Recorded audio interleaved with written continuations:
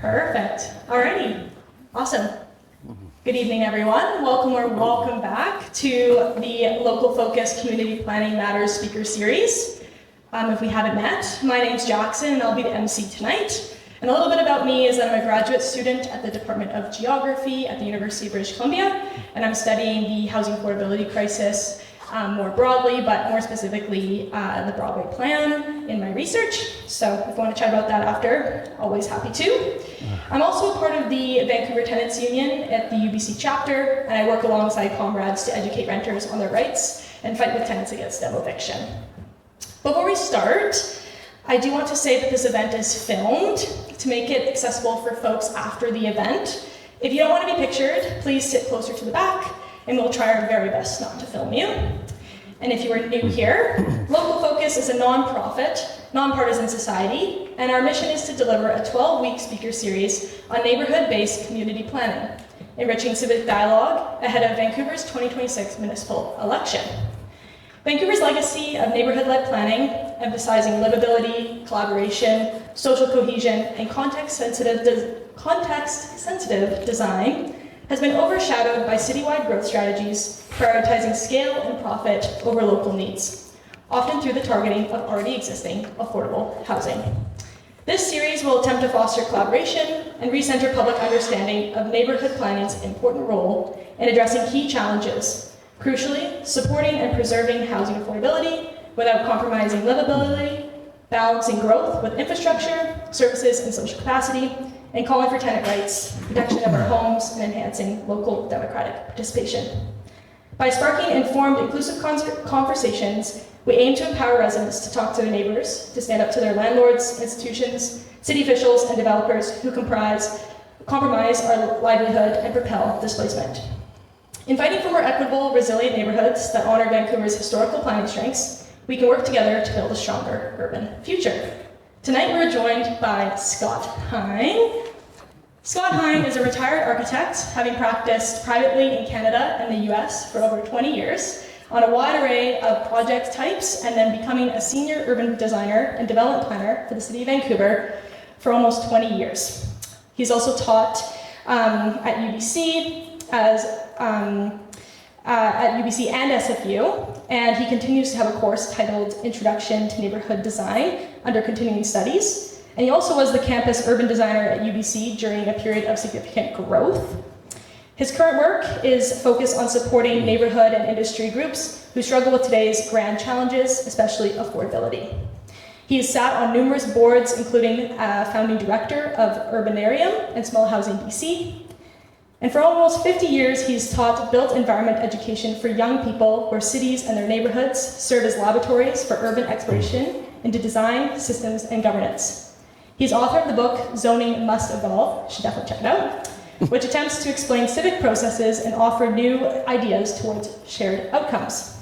He'll speak tonight about how neighborhoods might start important conversations towards meaningful, transformational change. And before we get into the talk, if you heard this spiel already, I'm sorry, but for folks who are new, I just want to kind of lay out how the evening's going to go tonight. So, as neighborhood planning is about community dialogue, like what we're doing tonight, we welcome and encourage respectful participation. After Scott's talk, we'll have a Q&A session, the super fun part. And given that we have limited time together, we ask that for this Q&A to please keep the questions and reflections streamlined and appropriate. Simply, out of fairness for others, let's keep the questions streamlined. We don't want to run it too long, just so we can get more conversation going. And if you wish to speak, we're going to have people lining up, just given that we have one mic, and we want to be able to share our questions and reflections to everybody. So with the mic, it'll be easier to hear. So you'll just line up kind of here. I'll meet you with the mic. Hopefully we'll try for just about 5 people at a time, just so then we have a little bit of crowd control. So we're excited. I know we're all excited for Scott's talk, but we'll do 5 at a time and we'll go from there. And and my apologies if I have to cut off if we are running low on time, but we should be fine on that. But thank you for your understanding with that.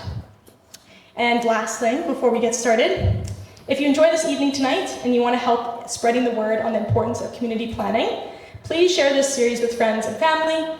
And if you want to support Local Focus, please check out our donation function on our website at localfocus.network. And we also have a cash bin for donations at the door tonight.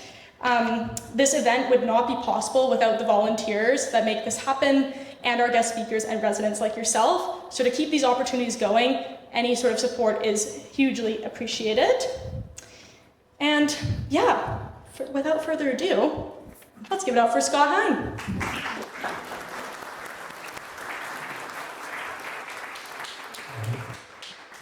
Thank you, Jackson. And for those interested, we'll close with a giant mosh pit here up front.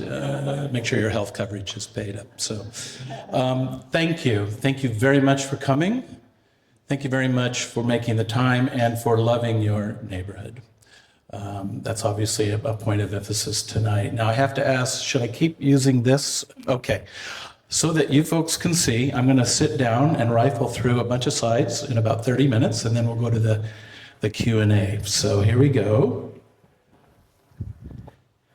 We're going to dive right in with my belief system as it relates to tonight. So I believe that Vancouver is a city of neighborhoods. It's our biggest and best idea. That better ideas and local insight comes from outside City Hall, which I'll say is neighborhoods in the market, and that local citizens in those neighborhoods have the capacity, intelligence, creativity, and commitment to seek shared outcomes with market interests if honorably and productively engaged. Which is to say, and I really strongly believe this, citizens own zoning, and zoning is therefore social currency. And we elect our representatives to serve all interests by protecting its value for the greater good. I'll emphasize affordability, local commerce, and income. That we are gifted with a natural setting that demands we demonstrate how to share, and that our neighborhoods can serve as platforms that demonstrate sharing, and that facilitating productive sharing is a best strategy for civic and regional resilience, and that realizing a culture of sharing means our city must work for everyone while placeholding opportunities for future citizens. And that we have historically for decades, at least until the last few political cycles, aspired to better civic practices, including livability, neighborliness, amenities, and quality. And we've done this by creatively engaging the market, noting we have recently lost our way on this, and that we already have productive regulatory tools to better achieve housing affordability and equity under discretionary zoning, not rezoning. I want to make that distinction. And that more socially responsive discretionary zoning, informed by local insight and context, can deliver greater affordability by disciplining land costs, and that informed public engagement is best achieved as a creative act with shareholders who build local capacities towards shared resilience, and then most importantly, that our public processes must now be conducted in a way that reestablishes trust that is foundational towards achieving a city that works for all, because trust is everything. So this leads me to the emphasis tonight. Tonight's about positivity for me. We can call it aspirational discourse, a number of ways we might label this, but I'm really, really interested in how we come together, all interests work together towards shared outcomes that strengthen us collectively, strengthen our neighborhoods and individually. And I love the symbolism or the metaphor of barn raising. But barn raising is hard. As we know, local area planning and planning processes are hard. So let me get this out of the way. There are roles, I'm not going to name names, who diss the process, if you will, non-aspirational discourses making barn raising hard. The professional disruptors who rely on overly simplistic pejorative labels to divide and conquer. The I've lived here forevers who know what's best, leaving little room to co-discover new ideas. The I'm the smartest, read smartass in the rumors, with selective knowledge but talk real good. The I'm interested in self-interesters who want to exploit, cash out, and leave the hood. The mad haters who are consumed with cynicism and no longer know how to trust. The lucky ones who protect their unearned equity that could contribute to affordability challenges. And the me, emphasis media, who selfishly thrive by simplifying or exaggerating points of view when alignment is indeed possible. And in the age of social media, all the harder to do this. And so we'll get that out of the way, but we have to be aware of that. We don't want to be naive or Pollyannish as we engage in public processes. So for me, tonight's big question is, how do we initiate aspirational discourse that reflects local insight, reestablishes trust, and builds capacities towards greater neighborhood, civic, and regional resilience? So I'm going to go through quickly a number of case studies which I think show us how to do this, or at least give us a clue. So here's a few relevant case studies. We'll start with the Arbutus lands by the Kitts Arbutus Residents Association. Back in the day of local area planning, I see Joanne Jeremiah here, who was the executive director and one of the managers on behalf of the neighborhood for that particular process. And my pal Sean McEwen, I think I saw, Sean, where are you? You walked in here. There you are. We co-chaired a table during local area planning in the late 80s, moving into the mid 90s, that focused specifically on the Arbutus lands, the Carling O'Keefe Brewery, just off of Arbutus. And as you might imagine, there were conversations prior to our involvement. Here are a couple of studies which sought tower form and doing some economic work around that. And this was in a way an input to our local area planning process. We had difficulty with the tower form. Here's a comic in the Sun likening the towers to Stanley Cups. So we picked up our pencils and made our own drawings. We produced this drawing, Sean and I, I think we were probably a couple years into the process, but this drawing sought an alternative form of development, or we might call morphology, for the Arbutus lands. And in this drawing, we started to see, because of our local insight, working with Cara and our community, different ideas about open space, different ideas about building frontages, including a series of mews or allays on the periphery, the idea of pedestrian-oriented streets within the framework, a high street, of course, on Arbutus, and then a local greenway that connected the Kitts Community Center in Connaught Park to the west, along 11th Avenue to Tennyson School on the east to the right there. So these were a few of the drivers in this particular drawing, our drawing. We had open houses in this room, packed with folks, and we were working somewhat outside of the local area planning process with our own efforts here. That led to a drawing by the proponents on behalf of Carling O'Keefe and Molson's, which essentially was paying more attention to what we were saying at the time. And that cracked the code of the public process, because it led to then an illustrated plan based on a mid-rise idea without towers, and a series of images at the public hearing, noting that the public hearing at Kitts High was packed and there was no dissent. We were all in agreement and supported a direction that started with the drawing that we produced on behalf of the community. So we picked up our pencils. And we can go back now and we can look at what was there. Everyone knows where this is, between Vine and Maple. The renderings, and then what ultimately got delivered in implementation. Here's the rail corridor down 11th, the idea of the brewery tower restored, and there it is.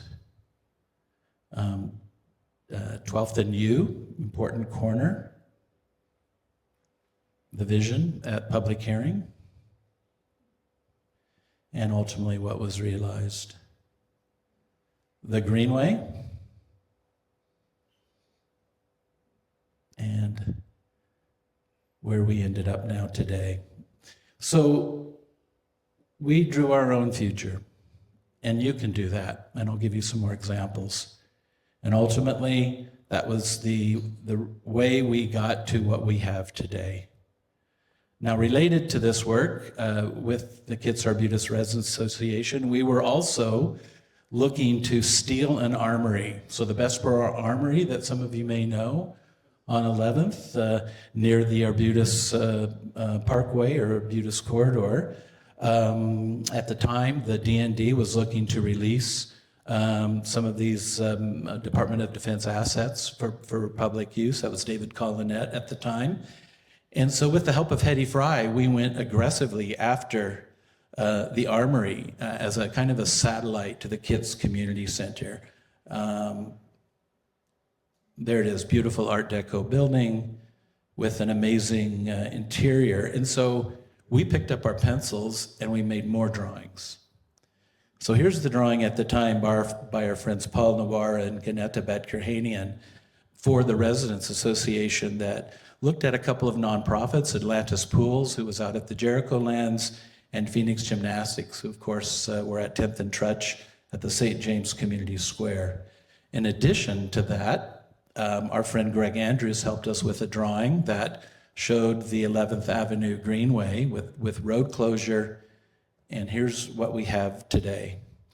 And so we were able to achieve through drawing and through the momentum of the local area planning process some related outcomes in addition to our work for the Arbutus lands proper.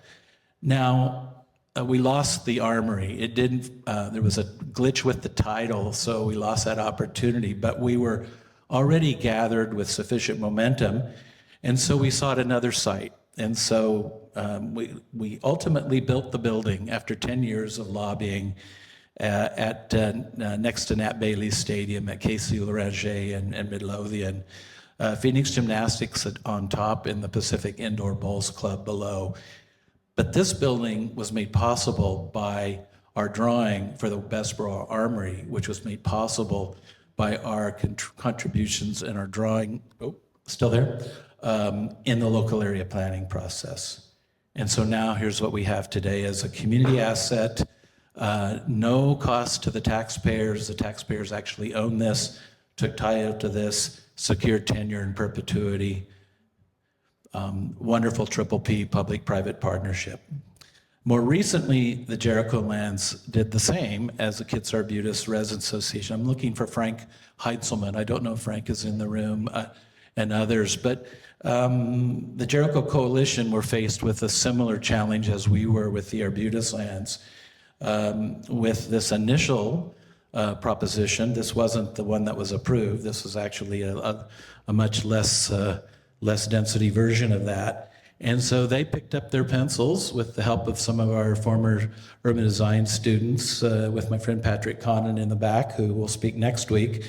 And they supported the neighborhood by making drawings. And they did great research too. They reminded us that there are multiple ways to achieve the same density. So this is a very, very important sort of comparison of different forms at the same density. There was talk at the time, of course, with different kinds of technical talk of different ways of being more efficient with floor plates and exiting. Won't get into that. They did their own work as a community, as a resident association, looking at important precedents. And you can see them here. By the way, we're going to post this on the website so you can come back and it's perfect bedside reading, I would suggest. Freiburg, Hammarby. These are quite social, human-scaled, people-centric places of sharing as building forms and morphology, light on their feet with respect to the environment. The Jericho Coalition was way ahead of the game, way ahead of the market on this.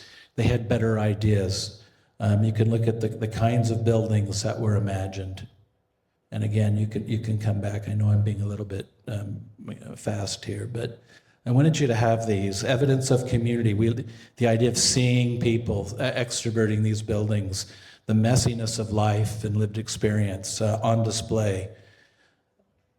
They even went as far, in order to do this work, to remodel what the proponents, MST and Canada Land Corp, had put forward. They did all the number crunching to know the exact density. This is the local community without the support of the planning department.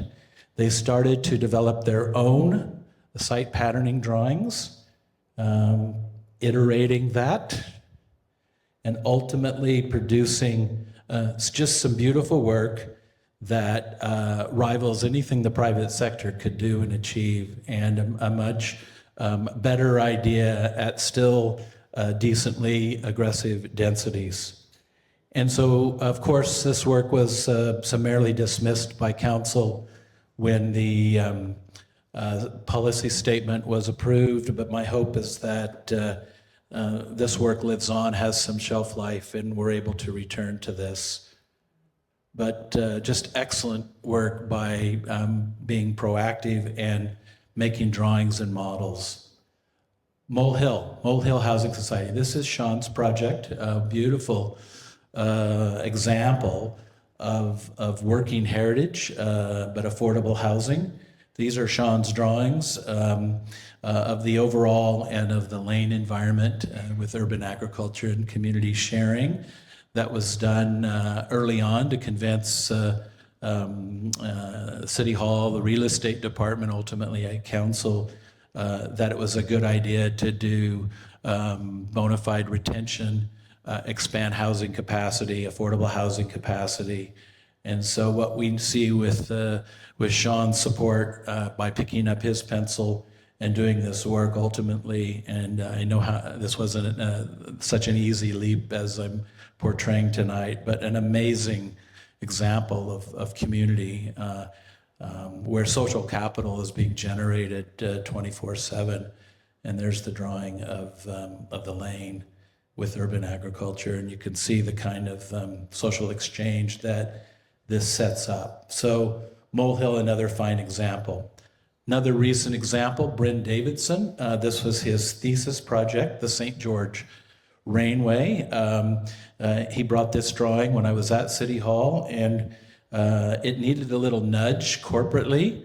So as genius steals, I just redrew his drawing and started to shop it around with our engineering colleagues so that they made it their own as an idea, which is all that matters as we implement. And so they were able to generate sufficient momentum, budget, staffing. We actually had drawings prepared by the great Laurie Brown that went into the transportation plan which got council status, which began to show us how this might be. And so they picked up their pencils, we picked up our pencils, a little bit of celebratory placeholding here, waiting on budget. And then finally the city, after many, many years, bona fide public process and starting construction. And so Bryn's drawing, by his thesis work, he picked up his pencil, we redrew it, we iterated, gave it some strategic momentum within the hall, and then you see implementation. And again, implementation is everything. So, and similarly here with the details as well. So a couple more precedents here. False Creek South, Graham McGarva will be speaking more about this, but the same. We all know the history, pre-colonial history, real estate interests at City Hall tried to create a bunch of value without much public engagement. What did the community do under replan? They picked up their pencils. They started to hold their own charrettes, as the other examples I've cited, and producing early thinking about strategic site locations for infill density, and ultimately producing an early take on key design drivers for an overall future urban framework that then was integrated into this single drawing.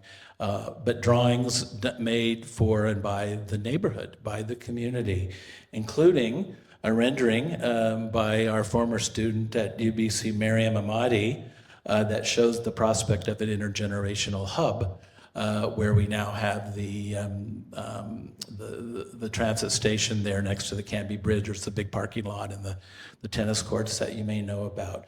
So those are all examples of initiative, of picking up pencils and just making drawings. And so how do you get started? All of you are looking at me, well, you know, there was some professional skill sets here in play. Well, here's what you do. Here's how to do it. Draw. Draw. And you say, draw what? And I say, draw your neighborhood's DNA. And you say, what's DNA? Distinguished neighborhood attributes.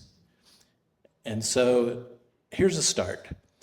Within walking, in terms of your lived experience on a daily, weekly basis, the things that you know about, visit, that pattern your neighborhood within 5 minutes walking, and then on the right, 10 minutes walking, which is speaking about you, Frank.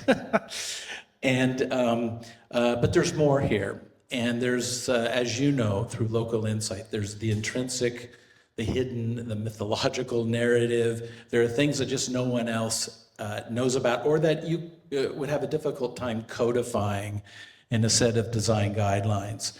And so, but it's important we make these kinds of drawings. And you say, well, I still can't make these drawings. Well, I have a course at SFU for Andy Yan where we do exactly this, where we have 2 assignments, and the first one is to use this and make drawings. And this is, everyone does it differently, and it doesn't matter. This is all gold. You know, this is how people interpreted how to document the DNA within 5 and 10 minutes proximity. It's all beautiful. You can make these drawings. Everyone. Some just overlay aerials, you know, off of Google Earth. We have one here that reminds us about the beautiful 4th Avenue vibe during the 60s. DNA mapping. Simple, easy, but it's important to do this as a way of getting started. And you can, again, self-reflect as you're going to sleep once we post. But I wanted to include a bunch of examples because they're all quite different. And this then positions everyone to, once you've done this, take 5 minutes, take 10 minutes, take a day, but now you can start having conversations. It's everything. You can start sharing. Instead of it being just an individual expression of your singular lived experience, you can now start sharing, and from sharing, you can start iterating and refining. This is a drawing from a walk shop with the Four Sisters Co-op down on Columbia Street. The drawing doesn't look like much. We made it on a Saturday, but it's reflective of what we saw and what we talked about. And then you can always go back and make a beautiful, refined drawing with graphic convention that can begin to really bring to life the kinds of ideas that that community had for that block of Alexander. So we keep going, we iterate more. We have drawings like this that can be made, and maybe we bring in some assistance at this point, but the early drawings for Norquay Village, which are refined after a couple of rounds of iteration, and there we have Mount Pleasant. Lots of local insight in this drawing that many would not know about. You have local area shopping intersections, the life of our neighborhoods within that proximity. This is a drawing made by the downtown east side that essentially seeking inclusionary zoning and using the heart symbol as a way to express that intention. And by the way, there's no need to reinvent, because we have a city where there's a cogent urban structure. So those lines in yellow represent the arterial framework, the streetcar city. We already have that. We already have where life occurs more locally, 107, 109 something school precincts. Our community centers and our parks are based on a distributed model. Local food assets, distributed model. And so if we look at 5-minute proximity overlaid to that sort of arterial grid, you see the city is covered, but every one of those little local centric areas probably has a different character to it. And of course, what's going on now with the city, it's one size fits all that gets simply grafted on as generica without any sense of what we're talking about here. And so back to the symbol, I keep receiving these from folks who express their love of their neighborhood and their community. And so for me, this is really the diagram. It's expressing that love more locally. So we make drawings, we pick up our pencil, we have conversations, we keep iterating. We eventually generate process momentum. So why making homemade drawings will work? Drawings have shelf life. Drawings transcend words. Drawing together motivates proactive discourse by looking forward. Anyone can draw, anyone, all of you. Drawings will grow an idea through iteration. Drawings easily capture and emphasize a neighborhood's DNA. Drawings unlock local insight, including intrinsic, less obvious narrative and identity. Drawings unlock passion and can demonstrate a special love of one's neighborhood. Drawings give clarity to a community's future priorities. Refinement of drawings for promotion can enjoy volunteer and academic skill sets. So some of those professional or student contributions. Drawings are visually provocative and will elevate community aspiration. Drawings are the most effective bridge to disciplined implementation and transformation. Drawing together builds community capacity through shared work and achievement, barn raising. City Hall has forgotten how to draw. Local community knows what to draw. So in closing, here's one simple idea. Learning about and from each other by sharing homemade drawings that reflect lived experience will strengthen local relationships, leading to trust. And trust is everything. Trust is the key to unlocking more productive conversations that imagine a shared future that works for all. City Hall must now return to more local and more sincere engagement where all interests creatively contribute to shared solutions that build a more resilient society. So let's get ready. Pick up our pencils, raise a little hell, and a few barns too. Thank you.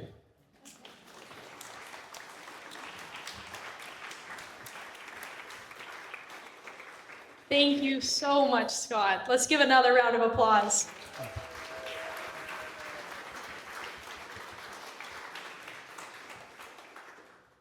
So you might not have pencils with you, but we can do some barn raising. So I think that all starts with chatting with each other. So what we're thinking, if you're able to, we would love you to line up. I'll meet you on the other side here. Just please watch, there is a cord. I'll meet you over here. If you're not able to, just give me a wave and we can make it happen. Okay? Sounds great. All right, perfect. First one up. Can I be first in line? Of course. Okay. Well, thanks for the great presentation. It was really inspiring, and I like the drawing paradigm, but I'm going to be a bit of a devil's advocate. How do you, with all the goodwill in the world, deal with a city hall and a development community that seems intent on erasing, to extend the metaphor, these drawings and the planning heritage of the city on which, forgive the pun, they draw, right? Well, of course, it starts with the ballot box because I think the kind of cultural shift back to when we did this as normal practice has left the building. There's not been much training. Corporate memory has suffered. So it starts there. But if there's a way to get, and we were working outside of the processes in a number of these anyway, so it's not to give up hope, it's rather to say, get going, but recognize this is a long road.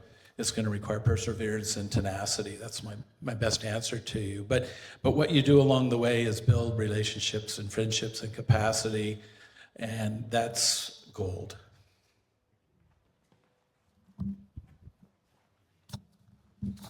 Thank you. Can you hear me? Okay. Scott mentioned about City Hall forgetting how to draw.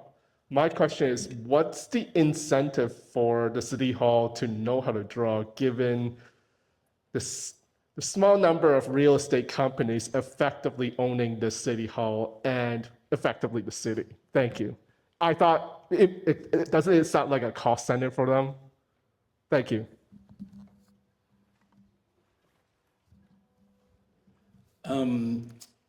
A culture of what I described will, and underzoning, not through trying to monetize assets or print money through rezoning, will, I think, have an effect to discipline land costs, and it'll save political lives. We've seen, and senior staff too, we've seen a rifling through political cycles in fairly short order, and city building takes long arcs of time. And so, and being urban design driven is an easier way to codify and reward increases in land value under zoning through more socially responsive entitlements, if that makes sense. So it's the rezonings, it's the bigness, it's the jarring contrast where elected officials are on the firing line, and they, I think, ultimately will suffer. And it'll be interesting to see what happens this fall about that. So part of it, I would say, is self-preservation. Go back to best practices. The city of Vancouver led on public engagement best practices with lots of urban design skill sets for many, many years, and then it was effectively shut down.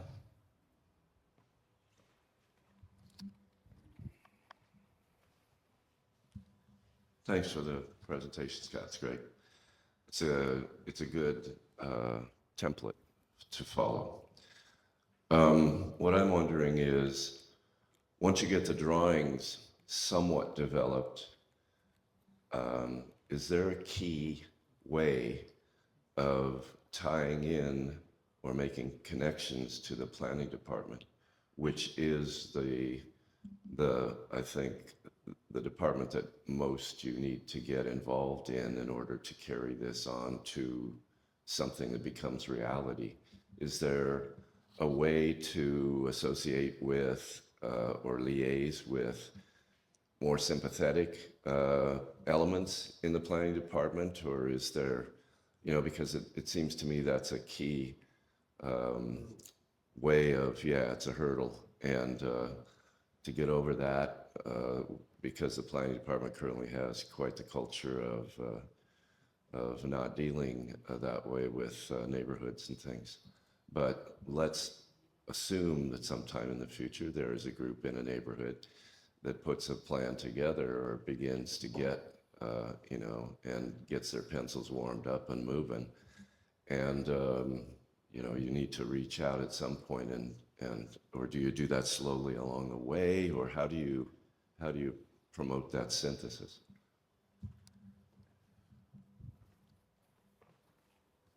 Thank you, Larry. Things have changed since I was at the Hall, I'll first say. But I believe the kind of proactive energy and good intentions and this kind of aspirational, trying not to polarize, trying not to be pejorative. I went through the roles of those that can get in the way of discourse, but instead taking the high road, doing a little bit of work as you're describing, but recognizing the political hand that you've been dealt. And so it's a lot different now. Back when we were doing the Arbutus lands, we had a couple of champions, Jackie Forbes Roberts and Trish French, who actually went to Molson Carling O'Keefe's agents and negotiated on our behalf because we had done the work that I showed tonight. I'm not sure that would happen today, but it's not to say that changes can't occur at City Hall, and it starts in a way with the value set of whoever's got the most votes on council, but a city manager who's prepared, and in our case we had Kendall Bell and Judy Rogers, who were prepared to work with their senior managers in not just planning, but planning, parks, and engineering, to say, let's pay attention to these folks, let's make some time for them. The ultimate goal is to get to a formal city-sponsored process so that there's a strategic obligation to get the products of that process, as with our work, in front of council for a vote. So they've got to start it in a way. They've got to initiate that.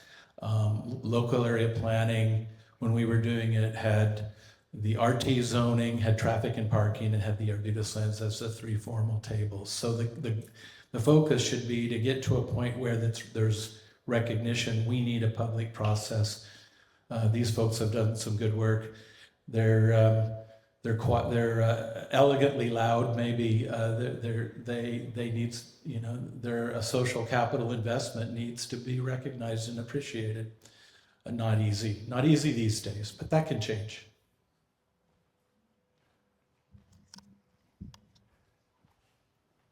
Great, thanks, Jackson. Scott, you said a few things tonight that have me thinking. One is, I live in Arbutus Walk, so thank you. Mole Hill was a really interesting experiment and project in Vancouver. And I think what's significant about that, it was city-owned land, or perhaps Parks Board that actually owned it. I also like your DNA analogy, and it's no coincidence that we're in Kitsilano, because this neighborhood is just dripping with DNA. And a couple of blocks away is the former Eureka Grocery, which is, I guess, Kitsilano Coffee today. And that's part of Delamont Park, which is a very significant city-owned land assembly. In terms of drawing and advocating, do you think the people of Kitsilano could take ownership of Delamont Park and champion a vision? Sean, do you want to? Sean's drawn Delamont Park, I don't know how many times, but he's the expert in the room. And by the way, he was the architect for Kit's Neighborhood House, the renewal here. But are you up for trying to respond to that one? Yeah, sure. There's a lot of similarities between Mole Hill, of course, being a city-owned land, and Delamont Park. And there has been a lot of thought put into trying to create a future that would combine affordable housing and heritage retention as a future for the Delamont houses. Now, there's been lots of drawing done and a lot of good ideas that a number of the residents got involved as well. But there's just a stasis that's set into the decision-making processes in the city of Vancouver these days, which is very unfortunate. For example, there was one house where there was an older gent who lived there for 40 years, passed away. The house stayed vacant. Why wasn't it released to, we have such a housing crisis in the city. Why wasn't it released to another tenant? Well, there was no interest in doing that. I did some drawing for a group home type of situation for a group called Unity Housing, which, tried to relocate folks from the downtown east side to live together in a group home setting and support each other. And there was no interest on the part of Park Board, on the part of City Hall. to support that notion whatsoever, and the house was demolished last year. It was a heritage home, part of a heritage streetscape in the city. So I think what we're up against is some real negative forces about what the development future in the city should be. And unfortunately, there's a lot of deaf ears to some of this DNA type of analysis and ideas promoted by citizens groups. It's very unfortunate, but as Scott said, the times could change back, and they always do. The pendulum could swing the other way, and I really hope it does. And what we should be doing, because this is an election year, is asking the candidates who are running just where they're at in terms of neighborhood planning, and make them commit to things as to what might be on their agenda. Like, did we know that ABC was going to throw away 40 community plans in the city and throw away tens of millions of dollars of staff time that have been put together to generate these plans over 20 years of work, and deny all of the citizen work that have been done for nothing, throw that all in the garbage? We have to pin these would-be politicians down and people who want to get reelected to actually commit to things. And we have to ask our provincial government. They didn't tell us that they were going to bring in things like transit-oriented development and draw circles around future transit stops and talk about new free zones for high-rise and antisocial development. It's really fundamental to ask our politicians and to keep pressuring them on things that make a difference in people's lives and that develop communities in a socially positive way. Otherwise, we're going to have a lot of dead zones growing in the town, and we're going to have a lot of really wonderful neighborhood assets get destroyed, just like that little house over on 6th Avenue past Arbutus. Thanks. Thank you so much for those insights. Really appreciate it. Thanks, Scott. I think many people in the room recognize that the elephant in the room these days is that neighborhoods have been tarred with the idea that they're in the way of affordable housing, particularly. The NIMBY attitudes are really the problem, and that is why the city has changed its whole planning approach. Do you have anything to suggest to the people in this room that they might do about that fundamental problem?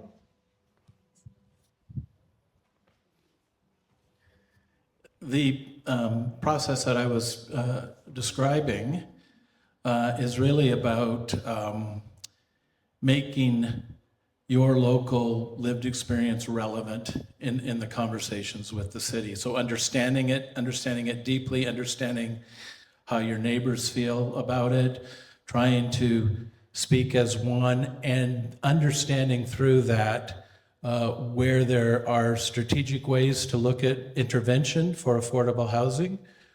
So being more site-specific about that, and then to be able to go to the city with a strategy about that, but not absent of a conversation about local amenity or what means the most to folks collectively on a daily basis. Every neighborhood has a different interest and need, and so just the generica of towers grafted on never gets to a conversation about what's meaningful and relevant, and why would I want to absorb more density here or there. And so I think the key is for City Hall to realize they need to make the conversation more relevant, deeper and more relevant. I actually have a question for you, Scott.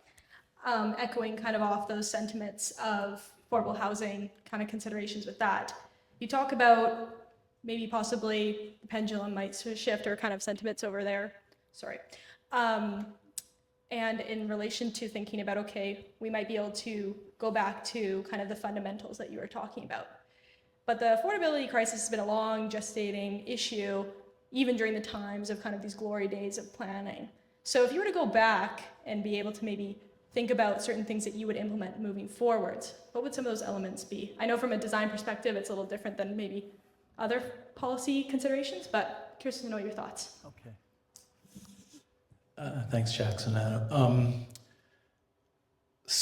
The implementation of city plan back in the day was regarded as just going too slow for political purposes. And so, Dr. McAfee and Larry left the hall at about the same time.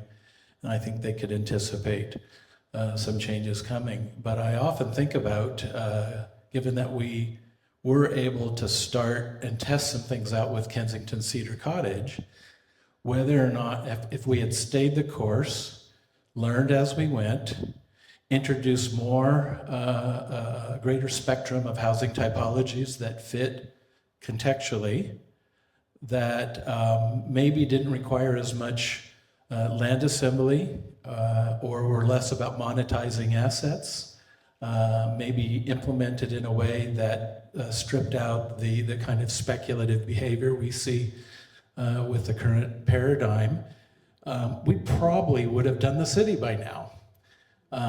We were going slow, but we could have sped that up, and we could have, in so doing, really, I think, tamped down and disciplined land costs along the way. So, the trains left the station. A lot of people have spent way too much money for property, and now the risk is too much to do development. Projects go on the shelves. But maybe there's a way to your question to get back to a way of thinking about housing that is more intensive, but still respectful, that looks at different patterns and forms.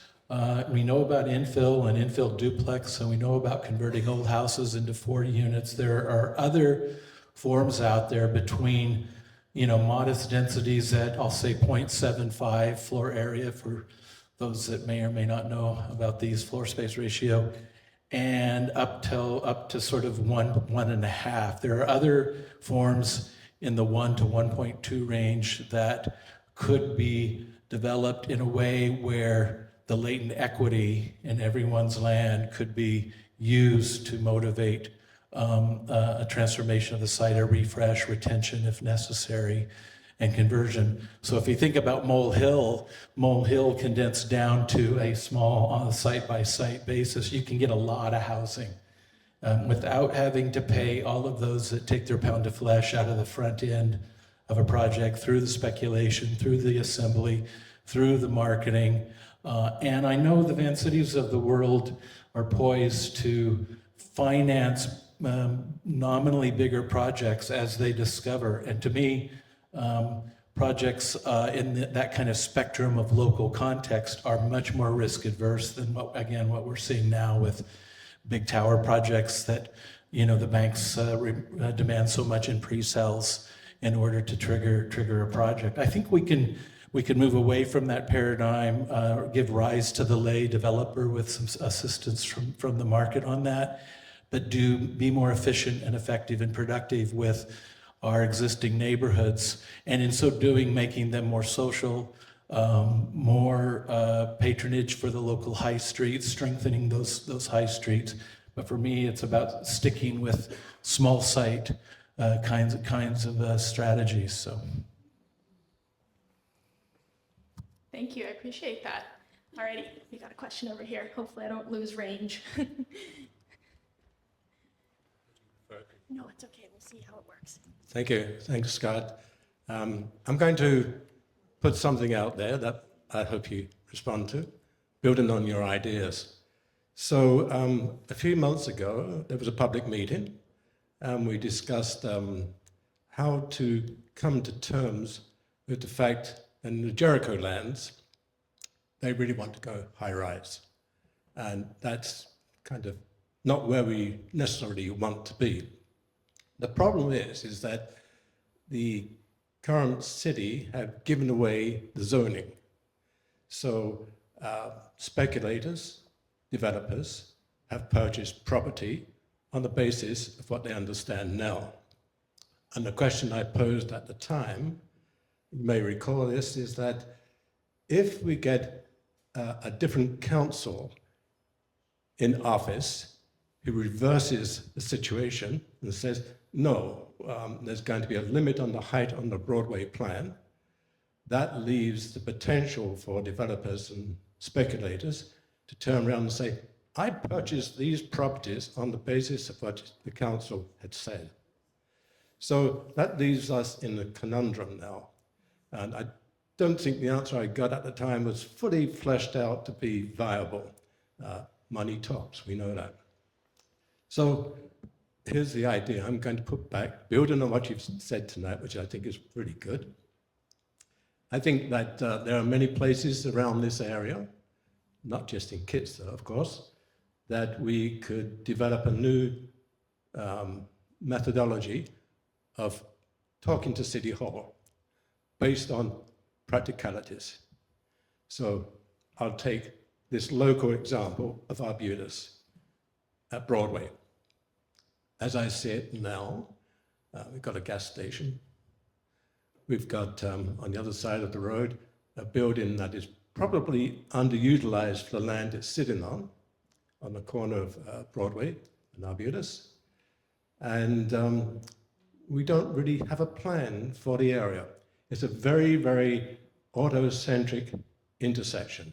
And we have to recognize, be practical, that the transit center is going to change or increase the dynamic attributes of the area.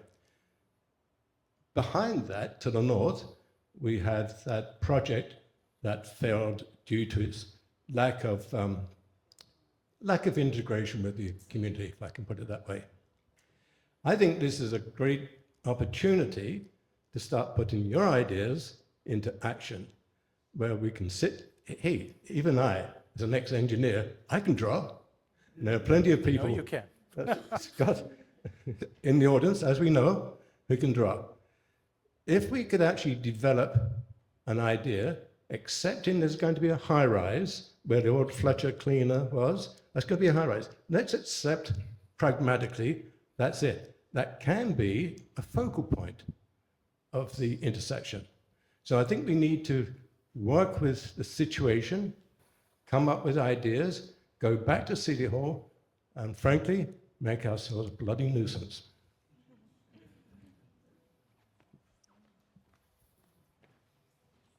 Thanks. This on? On? Yeah. Thanks, David. I often wonder whether the planning department is just trying to put themselves out of business by blanketing the city expansively, with both the citywide plan and Broadway corridor plan. And once the city's planned, do we need the planners there? Tongue in cheek. And I'm not a lawyer, but I would, as Sean had mentioned, the idea of rescinding all of the hard-fought local area planning, community plans over, multiple decades with, as you heard, millions and millions of dollars of not just staff time, but I like to assign a charge-out rate to each one of you who's going to give up your time away from your families, your kids, your loved ones. Let's just draw out of the air $100 an hour and let's add it up.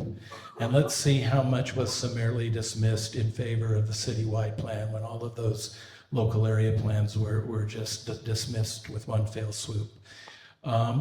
If you can do that, presumably you could do the same with the citywide plan of the Broadway corridor and remove them and reinstate those local area plannings. And then to your point, and I advised a couple of councilors in the last election on this, why plan the entire Broadway corridor? They bit off way too much. They overreached. If you're going to be pragmatic and strategic, yes, go to the station location and the respective intersections and conduct a local area planning like exercise sincerely with the community, as we did with the Arbutus lands.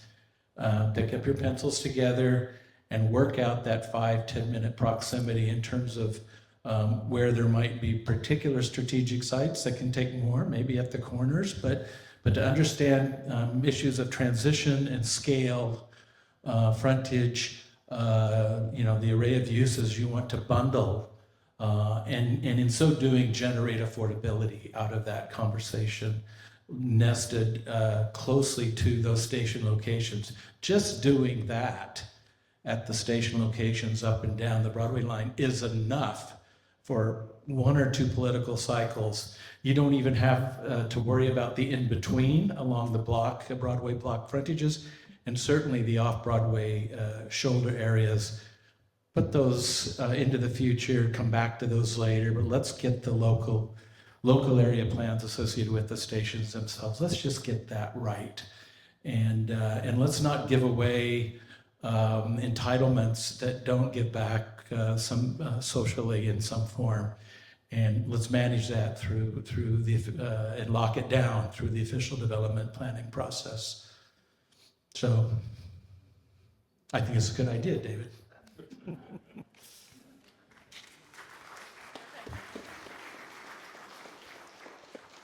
I think you can clap a little louder than that. Let's give it up.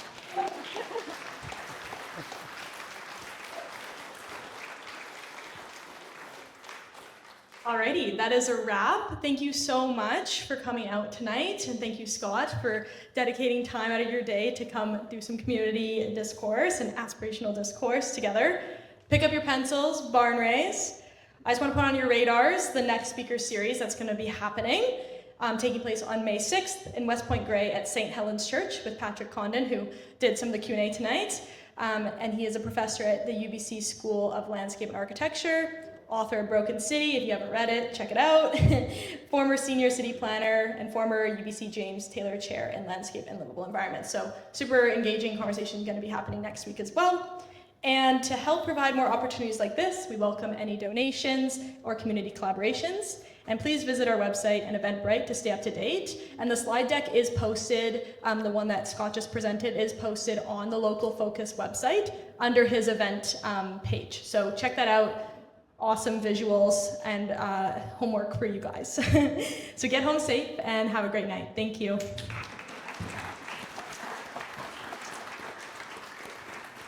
Thanks, Jackson. Of course. Well done.